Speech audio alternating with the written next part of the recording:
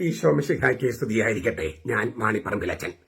Marian ധ്യാനം 148. നമ്മൾ മരിയസ്തുതി എന്ന് പറയുന്ന നന്മ നിറഞ്ഞ മറിയമേ എന്ന പ്രാർത്ഥന അത് രൂപപ്പെട്ടത് എങ്ങനെ, ഏതെല്ലാം തിരുവചനങ്ങളാണ് അതിൽ ഉപയോഗിച്ചത് എന്ന കാര്യങ്ങളൊക്കെയാണ് നമ്മൾ ചർച്ച ചെയ്യുന്നത്. അതിൽ നമ്മൾ ആദ്യത്തെ 2 കാര്യങ്ങൾ കണ്ടു കഴിഞ്ഞു. ഹൈറെ കെഹരി തോമനെ, നന്മ നിറഞ്ഞ അല്ലേ മറിയമേ സ്വസ്തി. നന്മ നിറഞ്ഞ ആ വാക്കും സ്വസ്തി എന്ന വാക്കും നമ്മൾ പഠിച്ചു കഴിഞ്ഞു. മറിയം എന്ന വാക്ക് നമ്മൾ ഇനി പഠിക്കാൻ പോകുന്നേ ഉള്ളൂ. അതിനു മുമ്പ് നമ്മൾ പഠിക്കാൻ പോകുന്നത് the Lord is with you. കർത്താവ് നിന്നോട് കൂടെ. ഈ ഞാൻ മറിയം എന്നുള്ള വാക്ക് പിന്നീട് പഠിക്കുന്നുള്ളൂ പറഞ്ഞതിന് കാരണം, ഈ ലൂക്കാസിന്റെ സുവിശേഷം 1-ാമത്തെ അധ്യായം 28-ാമത്തെ വാക്യത്തിൽ ഹയറെ കെഹരി തോമനെ എന്ന് പറഞ്ഞിട്ട് മറിയമേ എന്ന് വിളിക്കുന്നത് പിന്നത്തെ വചനത്തിലാണ്. അതുകൊണ്ടാണ് ആ ക്രമത്തിൽ തന്നെ പോകുന്നത്. നന്മ നിറഞ്ഞ മറിയമേ എന്ന് ഗബ്രിയേൽ വിളിക്കുന്നുണ്ട്, അത് അടുത്ത വചനത്തിലാണ്. അപ്പൊ നമ്മൾ മറിയം എന്നുള്ള വാക്ക് നമുക്ക് പിന്നീട് ചർച്ച ചെയ്യാം. നന്മ നിറഞ്ഞ നമ്മളത് കണ്ടു കഴിഞ്ഞു, സ്വസ്തി എന്നർത്ഥം കണ്ടു കഴിഞ്ഞു. ഇപ്പൊ നമ്മൾ കർത്താവ് നിന്നോടുകൂടെ എന്ന ആ വാക്ക്, അത് ഗബ്രിയേൽ ദൂതൻ പറഞ്ഞതാണ്. കർത്താവ് നിന്നോടുകൂടെ. ഗ്രീക്കില് ഹോ ക്യൂരിയോസ് മെത്താസു. ക്യൂരിയോസ് എന്നത് പഴയ നിയമത്തിലാണെങ്കിൽ അദോണായി യാഹ്വേ എന്നതിന്റെ ഗ്രീക്ക് പരിഭാഷയാണ് ക്യൂരിയോസ്. നമ്മൾ കീരിയലൈസോൻ എന്നൊക്കെ കേട്ടിട്ടില്ലേ? ലത്തിൻ സഭയിലുണ്ട്, സീറോ മലബാർ സഭയിലുണ്ട്, മലങ്കര സഭയിലൊക്കെ കീരിയലൈസോൻ. ക്യൂരിയോസ് എന്ന് പറഞ്ഞാൽ കർത്താവ്, എലൈസോൻ ഹാവ് മേഴ്സി ഓൺ അസ് അല്ലെ, കർത്താവെ കനിയണമേ, ക്രിസ്തുവെ കനിയണമേ. അതാണ് കീരിയലൈസോൻ, ക്രിസ്തയലൈസോൻ. അപ്പോൾ എല്ലാ സഭകളിലും ചൊല്ലുന്ന ഒരു പ്രാർത്ഥനയാണത്. അപ്പൊ ക്യൂരിയോസ് എന്ന് പറഞ്ഞാൽ യാഹ്വേ, അദോണായി എന്നൊക്കെ പറയും. കർത്താവ് നിന്നോട് കൂടെ. അപ്പൊ ഹീബ്രുവില് നമ്മൾ പറയുമ്പോൾ അദോണായി ഇമ്മാക്ക് അല്ലെങ്കിൽ യാഹ്വേ ഇമ്മാക്ക് എന്നാണ്. മറിയത്തോട് ഗബ്രിയേൽ ദൂതൻ ഏത് ഭാഷയിൽ പറഞ്ഞ് നമുക്ക് അറിഞ്ഞുകൂടാ. നമുക്ക് ലഭിച്ചിരിക്കുന്നത് ഗ്രീക്കിലാണ്. മറിയം താമസിക്കുന്നത് നസറത്തിലാണ്. അവിടെ പകുതിയോളം പേര് ഗ്രീക്ക് സംസാരിക്കുന്നവരായിരുന്നു. അപ്പൊ നമുക്ക് കിട്ടിയിരിക്കുന്നത് ഗ്രീക്കിലായതുകൊണ്ട് നമ്മൾ ഗ്രീക്ക് ചർച്ച ചെയ്യണം. ഈ ഹീബ്രുവിലാണ് പറഞ്ഞതെങ്കിൽ അദോണായി അല്ലെങ്കിൽ യാഹ്വേ ഇമ്മാക്ക് എന്നാണ് പറഞ്ഞിട്ടുണ്ടാകുക. അരാമിയ ഭാഷയിലാണോ സുറിയാനി ഭാഷയിലാണോ ഇതൊക്കെ സാധ്യതയുണ്ട്. പക്ഷെ നമുക്ക് കിട്ടിയിരിക്കുന്ന രേഖ ഗ്രീക്ക് ആയതുകൊണ്ട് നമ്മൾ ഗ്രീക്കിൽ തുടരുന്നു. കർത്താവ് നിന്നോട് കൂടെ. വളരെ ലളിതമായ ഒരു ആശംസ അല്ലേ? ഇപ്പൊ നമ്മൾ ഗുഡ് മോർണിംഗ് എന്ന് പറയുന്നത് പോലെ, ഷാലോം എന്ന് പറയുന്നത് പോലെ, അല്ലെങ്കിൽ സ്വസ്തി ഹൈറ എന്ന് പറയുന്നത് പോലെ, അങ്ങനെ വളരെ സിമ്പിളായിട്ട് ഒരു ആശംസയായിട്ട്, ഒരു അഭിവാദനമായിട്ട്, വന്ദനമായിട്ട് ഇത് ഉപയോഗിച്ചിട്ടുണ്ട്. റൂത്തിന്റെ പുസ്തകത്തിലെ പഴയ നിയമത്തിൽ 2-ാമത്തെ അധ്യായം 4-ാമത്തെ വാക്യത്തിൽ അങ്ങനെ ഉപയോഗിച്ചിട്ടുണ്ട് ഒരു ആശംസ. പക്ഷേ ഇത് ദൈവം അയച്ച ഗബ്രിയേൽ ദൂതനാണ് പറയുന്നത്. ദൈവം അയച്ച ഗബ്രിയേൽ മാലാഖ. അപ്പോ അതിന് വിശേഷപ്പെട്ട ചില അധിക അർത്ഥങ്ങൾ കൈവരികയാണ്. ഒന്ന്, അത് വിശേഷപ്പെട്ട ഒരു അവകാശത്തെ സൂചിപ്പിക്കുന്നു. വെറും ഒരു ആശംസയോ അഭിവാദനമോ അല്ല ദൈവം അയച്ച ഗബ്രിയേൽ മാലാഖ മറിയത്തോട് പറയുന്നത്. ആഴമേറിയ ദൈവശാസ്ത്രം അവതരിപ്പിക്കുന്നു. ചരിത്രപരമായ പ്രസക്തി അതിനുണ്ട്. എന്താണത്? രക്ഷകനായ ദൈവം തന്റെ വാഗ്ദാനങ്ങൾ പൂർത്തീകരിക്കാൻ തിരഞ്ഞെടുത്ത വ്യക്തിയാണ്, ആ വ്യക്തിയോടാണ് കർത്താവ് നിന്നോടുകൂടെ എന്ന് പറയുന്നത്. കർത്താവ് തന്റെ വാഗ്ദാനങ്ങൾ പൂർത്തീകരിക്കാൻ. എന്താണ് വാഗ്ദാനം? വാഗ്ദാനം മനുഷ്യരെ രക്ഷിക്കുമെന്നാണ്. സ്ത്രീയുടെ സന്തതി സാത്താന്റെ തല തകർക്കുമെന്നാണ്. പക്ഷേ അപ്പോഴൊന്നും അവർ വിചാരിച്ചില്ല ദൈവം മനുഷ്യനാകുമെന്ന്. പഴയ നിയമത്തിൽ ഒറ്റ സ്ഥലത്തും അത് അങ്ങനെ എഴുതിയിട്ടില്ല, ദൈവം മനുഷ്യനാകുമെന്ന്. അത് ഇതപരിതം ഉണ്ടാകാത്തതും ആരും സ്വപ്നം കാണാത്തതും ഭാവനയിൽ പോലും കാണാൻ പറ്റാത്തതുമായ ഒരു സംഗതിയാണ് ദൈവം മനുഷ്യനാകുന്നു. അപ്പോൾ മനുഷ്യന്റെ എല്ലാ പ്രത്യാശകൾക്കും സങ്കല്പങ്ങൾക്കും അതീതമായിട്ട് ദൈവം തന്റെ വാഗ്ദാനങ്ങൾ പൂർത്തീകരിക്കാനായിട്ട് തീരുമാനിച്ചിരിക്കുകയാണ്. അത് പൂർത്തിയാക്കാൻ, ദൈവത്തിന്റെ വാക്ക് പൂർത്തിയാക്കാൻ, ഉടമ്പടി പൂർത്തിയാക്കാൻ മറിയത്തെ തെരഞ്ഞെടുത്തിരിക്കുന്നു എന്ന കാര്യമാണ് ഗബ്രിയേൽ മാലാഖ മറിയത്തോട് പറയണേ. അപ്പൊ ദൈവശാസ്ത്രപരമായിട്ടും ചരിത്രപരമായിട്ടും വളരെ പ്രസക്തമായ ഒരു സംഗതിയാണ് കർത്താവ് നിന്നോട് കൂടെ. അത് വെറും ഒരു ആശംസയല്ല. രക്ഷാചരിത്രത്തിലെ നിർണായകമായ ഒരു ചുവടുവെപ്പാണ് ദൈവം നടത്തുന്നത്. നിങ്ങൾ ചിന്തിച്ചു നോക്കിയാൽ ദൈവം മനുഷ്യനായി ഭൂമിയിൽ വസിക്കുക.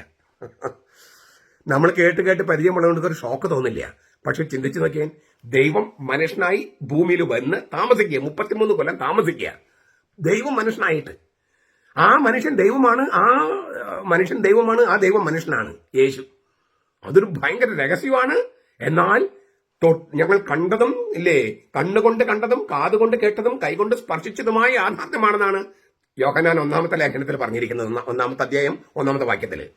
അത്രയും കോൺക്രീറ്റ് ആണ്, മൂർത്തമായ സംഗതിയാണ്. ദൈവം മനുഷ്യനായി, ഞങ്ങൾ അവനെ കണ്ടു, ഞങ്ങൾ അവനെ തൊട്ടു, ഞങ്ങൾ അവനെ നോക്കി വീക്ഷിച്ചു, ഞങ്ങൾ അവനെ നേരിട്ട് കേട്ടു. ഇതിനൊക്കെ വലിയ സാക്ഷ്യം എന്ത് വേണം? അങ്ങനെ രക്ഷാചരിത്രത്തിൽ ഇത്രയും നിർണായകമായ ചുവടുവെപ്പ് ദൈവം നടത്തുകയാണ്. ദൈവം മനുഷ്യനായി ഭൂമിയിൽ വരികയാണ്. അങ്ങനെ വരാൻ മറിയത്തിന്റെ സമ്മതം വേണം. അപ്പോ സ്വാഭാവികമായിട്ടും മറിയത്തിന് സമ്മതം കൊടുക്കാന്ന് പറഞ്ഞ ചില്ലറ കാര്യമല്ല. അന്നത്തെ സാഹചര്യം വെച്ച് നോക്കിയാൽ ഈ കല്യാണം കഴിഞ്ഞിട്ടില്ല, മനസ്സമ്മതം കഴിഞ്ഞിട്ടുള്ളൂ, അതിനുമുമ്പ് ഗർഭിണിയാകുന്ന പറഞ്ഞാൽ മരണശിക്ഷയാണ്, പേടിപ്പിക്കുന്ന സംഗതിയാണ്. അവൾ അസ്വസ്ഥയാകുന്നുണ്ട്, പക്ഷെ ആ അസ്വസ്ഥതയിലും പേടിലും കിടക്കുന്നില്ല, ഇങ്ങനെ കുടുങ്ങി കിടക്കുന്നില്ല. അപ്പൊ ഈ ആപൽക്കരമായ ഒരു സംഗതിയുമാണ് ഈ ദൗത്യം നിർവഹിക്കുക എന്ന് പറയുന്നത്. അതുകൊണ്ട് പറയാണ്, ഈ ദൗത്യം നിർവഹിക്കാൻ കർത്താവ് നിന്റെ കൂടെ ഉണ്ടാകും, കർത്താവ് നിന്റെ കൂടെ ഉണ്ടാകും, കർത്താവ് നിന്നോട് കൂടെ. ദൈവം മനുഷ്യനായി വരുന്നത് മറിയത്തിലൂടെയാണ്. മറിയത്തിന് സമ്മതം കൊടുക്കുമ്പോൾ മറിയത്തിന്റെ ജീവിതത്തിൽ അത് അവളുടെ എല്ലാ സ്വപ്നങ്ങളെയും തച്ചുടച്ച് തകർത്ത് കളയുന്ന ഒരു സംഗതിയാണെങ്കിലും ആ സംഗതി ഏറ്റെടുക്കാൻ അവളെ ധൈര്യപ്പെടുത്തിക്കൊണ്ട് കർത്താവ് അവളുടെ കൂടെയുണ്ട്. ദൈവമായ കർത്താവ് അവളുടെ കൂടെയുള്ളത് കൊണ്ട് ഈ ആപത്തിനെയൊക്കെ മറികടക്കാൻ അവൾക്ക് കഴിയും. ഇത് തിരിച്ചറിഞ്ഞ് നമുക്ക് 2-3 സംഗതികൾ പഴയ നിയമത്തിൽ നോക്കാം. ദൈവം മോശയോട് പറഞ്ഞു, ഞാൻ നിന്നോട് കൂടെയുണ്ട്. പുറപ്പാട് 3:12. ഈ തലതെറിച്ചാന്ന് പറയണം, അതായത് എല്ലാ കാര്യത്തിനും പിറുപിറുക്കുന്ന, കുറ്റപ്പെടുത്തുന്ന, തൊട്ടു ഈ ഇപ്പൊ ഒരു അത്ഭുതം കണ്ടുന്ന അടുത്ത നിമിഷത്തിൽ ദൈവത്തിൽ വിശ്വാസം നഷ്ടപ്പെടുന്ന നമ്മളൊക്കെ ഏതാണ്ട് അതുപോലെയാണ്. അങ്ങനെയാണ് ഇസ്രായേലിനെ ഈ മർക്കടമുഷ്ടിക്കാരും ഇങ്ങനെ ദൈവത്തെ എപ്പോഴും പഴി പറയാൻ ഇങ്ങനെ നിൽക്കുന്നവരുമായ ഇസ്രായേലിനെ ഈജിപ്റ്റ് എന്ന മഹാസാമ്രാജ്യത്തിന്റെ ശക്തിയിൽ നിന്നും പുറത്തു കൊണ്ടുവരുന്ന ആ മഹാദൗത്യം അത് ഈ മോശ ഏൽപ്പിക്കുകയാണ്. അവിടുന്ന് ഒളിച്ചോടി പോയവനാണ് ഈ മോശ. അപ്പൊ ഭയങ്കരമായ ദൗത്യമാണത്. അപ്പൊ അതിന് പറയാണ്, ഞാൻ നിന്റെ കൂടെ ഉണ്ട്, നീ ധൈര്യമായിട്ടിരിക്കേ. മോശയോട് പറയുന്നു. യശുവ എന്ന് പറഞ്ഞ ജോഷുവയുടെ തന്നെ പറയുന്നുണ്ട്, മോശയോട് കൂടെ ഞാൻ ഉണ്ടായിരുന്നത് പോലെ. അതിന് സാക്ഷിയാണ് യശുവ, ഞാൻ നിന്നോട് കൂടെ ഉണ്ടായിരിക്കും. ജോഷുവയുടെ പുസ്തകം 1:5.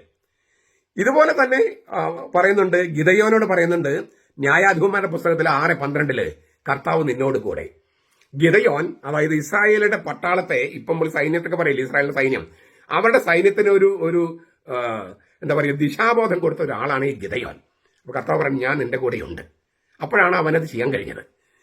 ഇത് മോശെ, യശുവ, ഗിദയോൻ അവർക്കെല്ലാം കൊടുത്ത ദൗത്യത്തെക്കാൾ 10,000-കണക്കിന് മടങ്ങാണ്, അതിനേക്കാളൊക്കെ എത്രയോ വലിയ ബൃഹത്തായ, നിർണായകമായ, മഹത്തായ ദൗത്യമാണ് മറിയത്തിന് കൊടുത്തിരിക്കുന്നത്. അതിനാൽ അവരോട് പറഞ്ഞതിനേക്കാൾ ശക്തമായ ഭാഷയിലാണ് ദൈവം പറയുന്നത്. ഗബ്രിയേൽ മാലാഖയെ അയച്ച്, ഞാൻ നിന്റെ കൂടെയാണ്, കർത്താവ് നിന്നോട് കൂടെയാണ്.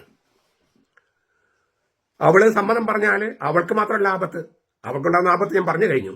അവൾക്ക് മാത്രമല്ലല്ലോ, ജോസഫ്, അവളെ കല്യാണം കഴിക്കാൻ വേണ്ടി ഇങ്ങനെ സ്വപ്നം കണ്ട് നടക്കുന്ന ജോസഫ് മനസ്സമ്മതം കഴിഞ്ഞതാണ്.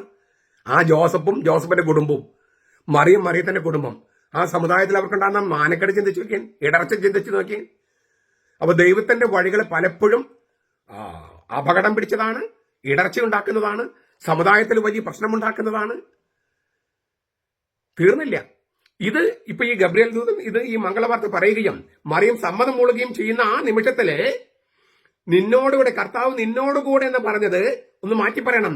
കർത്താവ് നിന്റെ ഗർഭത്തിൽ, നിന്റെ ഉദരത്തിൽ, നിന്റെ ഗർഭത്തിൽ കർത്താവ് നിന്നോടുകൂടെ എന്ന് പറഞ്ഞു. മറിയം സമ്മതം മൂളുന്ന നിമിഷത്തിൽ ആ കർത്താവ് അവൾ ഉദരത്തില് മനുഷ്യനായി പിറക്കും. വെറും ആധ്യാത്മികമായിട്ടുള്ള രീതിയിലല്ല, മാംസരക്തമുള്ള മനുഷ്യനായിട്ട് ദൈവം മനുഷ്യനായി പിറക്കുകയാണ്. അത് മറിയത്തിന്റെ സമ്മതത്തിലൂടെയാണ്, മറിയത്തിന്റെ ഗർഭത്തിലാണ്. ആ ഗർഭത്തിൽ ഇല്ലേ രക്ഷകനാണ്.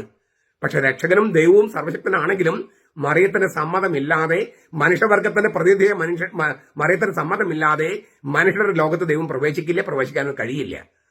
അപ്പൊ ചെറിയ കാര്യമൊന്നല്ല മറിയത്തോട് പറയുന്നത്. മനുഷ്യരുടെ ലോകത്തേക്ക് കളങ്കമില്ലാത്ത മനുഷ്യവർഗത്തിന്റെ പ്രതിനിധിയായ മറിയം സമ്മതം മൂളണം, എങ്കിലേ ദൈവത്തിന് മനുഷ്യരുടെ ലോകത്ത് വരാൻ പറ്റൂ. അത് വളരെ വലിയ ഉത്തരവാദിത്തമാണ്. എന്റെ കർത്താവിന്റെ അമ്മ എന്നാണ് എലിസബത്ത് അവളെ വിളിക്കുന്നത്. അത്രയും ആ മഹത്തായ സംഭവത്തിന് മറിയം സമ്മതം മൂളാൻ വേണ്ടി ഗബ്രിയേൽ ദൂതൻ ഒരു ഉറപ്പ് കൊടുക്കുകയാണ്, കർത്താവ് നിന്നോട് കൂടെയാണ്. നീ സമ്മതം മൂളുമ്പോൾ ആ കർത്താവ് നിന്റെ ഉള്ളിൽ വരും, ഗർഭത്തിൽ. നമുക്കിതൊന്ന് നമ്മുടെ ജീവിതമായിട്ട് ബന്ധപ്പെടുത്തി നോക്കിയേ.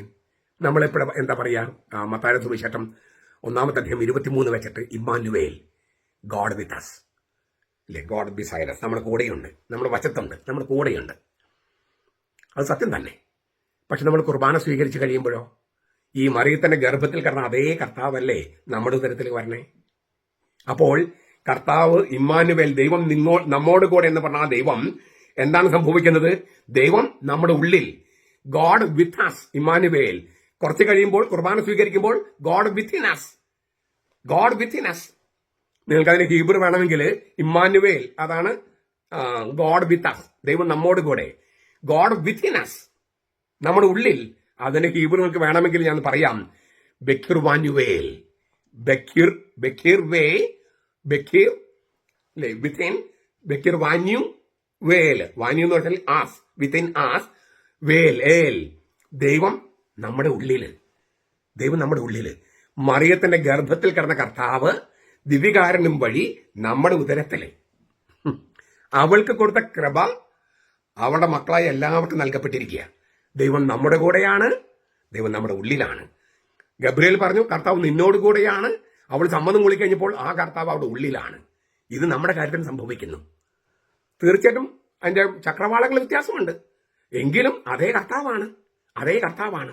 അപ്പോൾ മംഗളവാർത്തയിൽ പറഞ്ഞ ആ സംഗതി, ദൈവം അവളോട് കൂടെ, കർത്താവ് നിന്നോട് കൂടെ, നമ്മളത് ചൊല്ലുമ്പോൾ ദൈവം നമ്മോട് കൂടെ എന്നും ദൈവം നമ്മുടെ ഉള്ളിലെന്നും കൂടി പറയുകയാണ്. മറിയത്തിൽ സംഭവിച്ചത് നമ്മിൽ സംഭവിക്കട്ടെ എന്നാണ് ഈ മരിയസ്തുതി ചൊല്ലുമ്പോൾ ഗബ്രിയേൽ മാലാഖയോടൊപ്പം നമ്മൾ ചൊല്ലുന്നത്. ചെറിയ പ്രാർത്ഥനയാണോ അത്? തിരുവചനത്തിൽ അടിസ്ഥാനമിട്ട അതിഗംഭീരമായ പ്രാർത്ഥനയല്ലേ അത്? അതിന്റെ ഗാംഭീര്യം മനസ്സിലാക്കി മറിയത്തോടുള്ള സ്നേഹത്തോടും പ്രണയത്തോടും, പ്രണയം എന്ന് പറഞ്ഞാൽ ദിവ്യപ്രണയമാണ് ഉദ്ദേശിക്കുന്നത് കേട്ടോ, ആ അടുപ്പം, അതോടുകൂടി നമുക്ക് പ്രാർത്ഥിക്കാൻ നമുക്ക് കഴിയട്ടെ. നമ്മുടെ കർത്താവ് ഈശോ മിശിഹായുടെ കൃപയും പിതാവായ ദൈവത്തിന്റെ സ്നേഹവും പരിശുദ്ധാത്മാവിന്റെ സഹവാസവും നാം എല്ലാവരോടും കൂടി ഉണ്ടായിരിക്കട്ടെ, ഇപ്പോഴും എപ്പോഴും എന്നേക്കും. ആമേൻ.